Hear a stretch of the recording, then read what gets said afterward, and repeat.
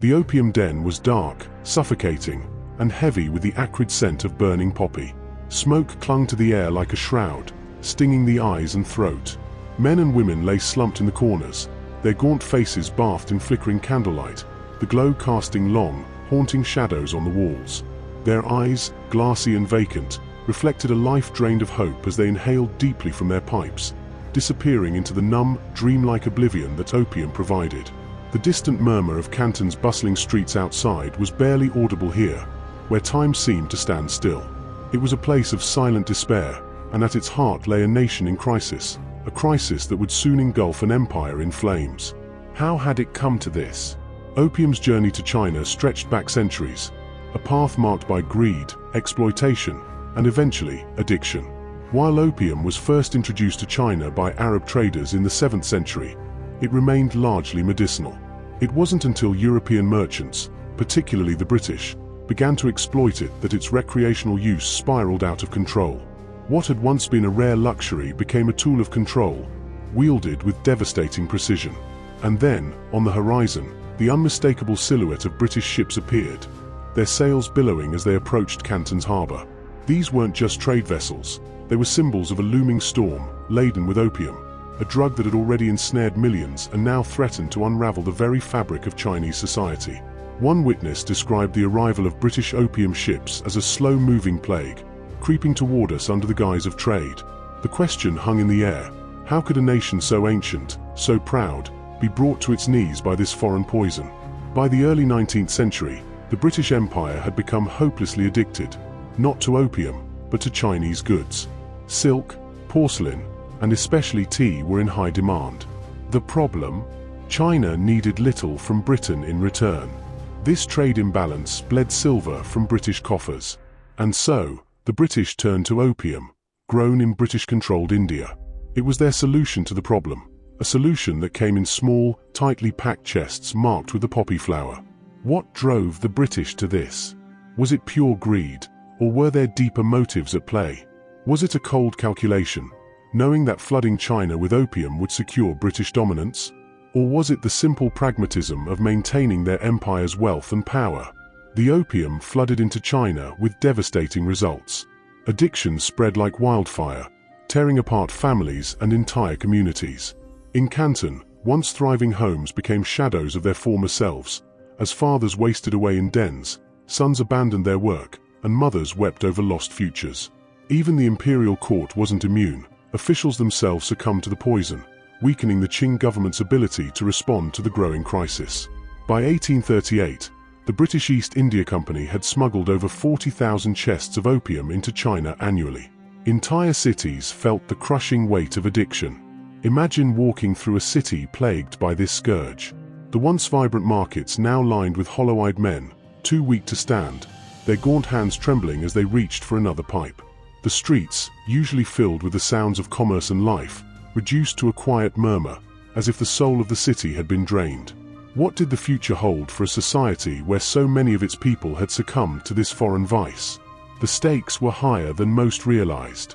For China, this wasn't just an economic issue, it was existential. How could an empire as old and powerful as the Qing dynasty allow itself to be corrupted from within by a foreign poison? For Britain, it was framed as a matter of free trade, but beneath the rhetoric lay raw greed. The opium trade wasn't just commerce, it was imperial domination. Enter Lin Zexu, the steadfast Qing official tasked with confronting this crisis. Lin knew what was at stake. He saw the opium as more than just a product. It was a symbol of foreign exploitation, a weapon that threatened the very survival of China. In 1839, he took a bold stand that shocked the British.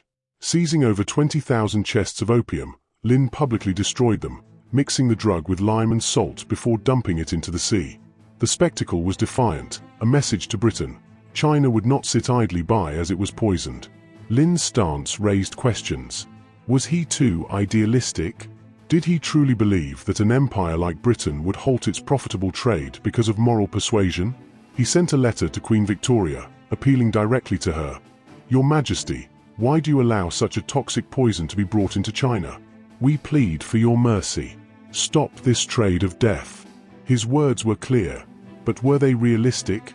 Could one man's moral appeal stop the machinery of empire? The British response was silence. The profits were too vast to heed such calls. War was now inevitable. In 1839, the First Opium War erupted. It was a stark mismatch. Britain's advanced naval technology, fueled by the Industrial Revolution, clashed with China's outdated military defenses. British ironclads, armed with state-of-the-art cannons, tore through Chinese ships like paper. The sound of cannon fire echoed across the coastlines, and Chinese sailors, some armed only with spears and antiquated rifles, were no match for British firepower. But who was truly to blame? Were the British merchants, driven by profits, any more culpable than the Qing officials who had allowed the opium trade to fester for so long? What about the common Chinese citizen, caught between the ambitions of empire and the addiction that had spread through their communities? The British government, despite knowing the devastation opium caused, refused to back down. They framed the war as a defense of free trade. But in reality, it was a defense of their right to profit from China's suffering. The cost: countless Chinese lives and the surrender of Chinese sovereignty. In 1842, China was forced to sign the Treaty of Nanjing, a humiliating concession that opened up 5 key ports to British trade and ceded Hong Kong to British control. But the war didn't end the opium trade, it secured it. Addiction continued to plague China, spreading deeper into its cities and even its rural villages. The real scandal lay in the aftermath. The British didn't just profit from the opium trade, they built an empire on it. The wealth from opium flowed back to Britain, fueling the factories and railways of the Industrial Revolution. Few in Britain considered the human cost. But the reality was stark. Britain's modern prosperity was built, in part, on the backs of millions of opium-addicted Chinese citizens. As we reflect on these events, a question remains: how much of the opium trade was driven by greed, and how much by necessity? Could Britain have found another way to balance its trade with China? Or was this the inevitable result of empire building? This was more than just a war for control. It was a war of ideologies. For the British, it was about imposing their will and securing dominance over a vast and ancient empire. For China, it was a desperate struggle to preserve its sovereignty, its culture, and its people from being hollowed out by foreign exploitation. But beyond these geopolitical struggles, there were real human lives caught in the crossfire. One of the most tragic and overlooked consequences was the rise of indentured servitude among the Chinese. Those unable to pay the heavy reparations imposed by the Treaty of Nanjing were often sold into what amounted to slavery. These coolies were shipped off to British colonies in Southeast Asia and the Caribbean to work on plantations, enduring brutal conditions far from their homeland. Their suffering was the hidden cost of Britain's imperial victory. Then, in 1856, the Second Opium War broke out, and this time, the violence was even more brutal. The British, now allied with France, ramped up their military aggression. One of the darkest moments came when British and French troops looted and burned the old Summer Palace in Beijing, a cultural treasure that housed centuries of Chinese art, history, and heritage. An eyewitness described it as the day when all that was beautiful in China was turned to ash by the hands of barbarians. Even Queen Victoria, hearing of the destruction, expressed shock, but the damage was done. So, why should we care about this now? Because the Opium Wars are not just relics of the past, they are warnings. The unchecked greed, the corporate exploitation of human lives, and the prioritization of profit over people all echo through to today. Think of the modern opioid crisis.